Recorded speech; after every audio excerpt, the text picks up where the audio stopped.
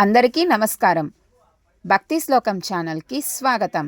ముందుగా ఈ వీడియోకి ఒక లైక్ చేసి మన ఛానల్ని సబ్స్క్రైబ్ చేసుకోండి. ఓం నమః శివాయ. ప్రత్యక్షంగా మీరు ఎప్పుడైనా శివుణ్ణి దర్శించాలని అనుకుంటున్నారా? ఇది అద్భుతమైనటువంటి అవకాశం. ఆకాశంలో ఉన్నటువంటి నక్షత్ర సమూహాలు నటరాజస్వామి వారి యొక్క ఆకృతిలో మనందరికీ కూడా కనిపించేటువంటి రోజుని శివముక్కోటిగా చెబుతారు. 2026వ సంవత్సరం జనవరి 3 మనకి శనివారం పౌర్ణమి ఆరుద్ర నక్షత్రం ఉన్నది. ఈ ఆరుద్ర నక్షత్రం ధనుర్మాసంలో వచ్చిన రోజుని ఆరుద్రోత్సవం లేదా శివముక్కోటి అని మనం పిలుస్తూ ఉంటాం. ఈ శివముక్కోటి ఆరుద్రోత్సవం నాడు ఎవరైతే ఆ పరమశివుడికి మహన్యాస పూర్వక రుద్రాభిషేకం జరిపించుకుంటారో వారికి ఉన్నటువంటి సమస్యలన్నీ కూడా తొలగిపోయి తద్వారా వారు జీవితంలో ప్రయోజనం పొందడం, వారు అనుకున్నటువంటి పనులన్నీ కూడా పూర్తి అవ్వడం జరుగుతుంది.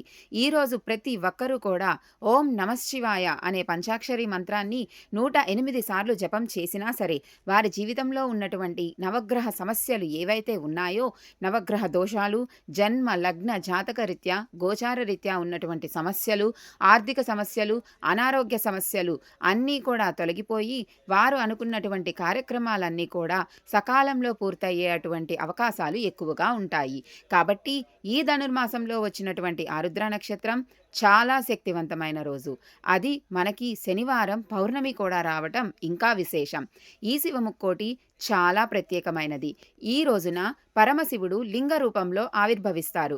ఆరుద్ర నక్షత్రం రోజున జ్యోతి స్తంభ రూపంలో ఆయన ఆవిర్భవిస్తారు. ఏ రోజునైతే ఆయన ఆవిర్భావం జరిగిందో అదే రోజున ఇప్పటికీ మనకి నక్షత్ర మండలంలో నటరాజస్వామి వారి యొక్క ఆకృతిలో స్వామివారు దర్శనం ఇస్తారు. ఆరుద్ర నక్షత్రం ఒక్క నక్షత్రమే చాలా ప్రకాశవంతంగా కనపడుతుంది. ధనుర్మాసంలో ఆరుద్ర నక్షత్రం ఉన్నటువంటి రోజున బ్రాహ్మీ ముహూర్త సమయంలో అంటే తెల్లవారుజాము గడియల్లో ఎక్కువగా కనపడుతూ ఉంటుంది. అయితే ఈసారి వచ్చినటువంటి విశేషం ఏమిటి అంటే పౌర్ణమికి ఆరుద్ర నక్షత్రం వచ్చింది. అది కూడా శనివారం నాడు వచ్చింది. ఆ రోజున ప్రదోషకాలంలో ఎవరైతే పరమశివుణ్ణి అర్చిస్తారో, అలాగే బ్రాహ్మీ ముహూర్త సమయంలో ఎవరైతే పరమేశ్వరుణ్ణి అర్చిస్తారో లేదా అభిషేకం చేస్తారో, శివపురాణ అంతర్గతంగా చెప్పినటువంటి విషయం ఏమిటి అంటే సాక్షాత్తు పరమశివుడే చేసినటువంటి శాసనం.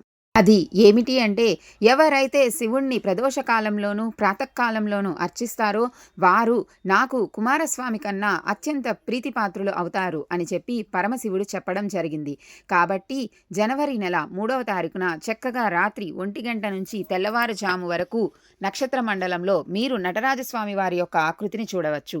ఆ సమయంలో శివుడికి అభిషేకం చేసినా కల్లారా చూసినా సకల పాపాలు పోయి మనం కోరిన కోరికలు ఖచ్చితంగా నెరవేరుతాయి. ఓం నమః శివాయ. మరిన్ని ఇంట్రెస్టింగ్ అప్డేట్స్ కోసం భక్తి శ్లోకం ఛానల్ని సబ్స్క్రైబ్ చేసుకోండి.